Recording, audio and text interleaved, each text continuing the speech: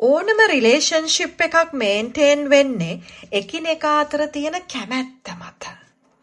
හැබැයි විවිධ හේතු නිසා ඔයාට වෙන කරන්න දෙයක් නැතිකමට ඒ රිලේෂන්ෂිප් එක ඇතුලේ තවදුරටත් ඉන්න එක තේරුමක් නැහැ. එයා මාර ටොක්සික්.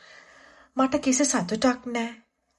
මට සතුටින් ඉන්න ඕනේ. එයාව අතහැරලා හොඳ ජීවිතයකට යන්නත් ඕනේ. හැබැයි අතහැරියොත් මොනවා එයා කරගනීද කියන තියෙන බයට මම මේ සර්කල් එක ඇතුලේ ඉන්නවා. වගේ තැනක නම් ඔයත් ඉන්නේ. කරුණා කරලා ඒ කෙනාව උපදේශනයට යොමු කරන්න. එතනිනුත් එයාව ගොඩට ගන්න බැරි නම් ඔයා අයින් වෙන්න.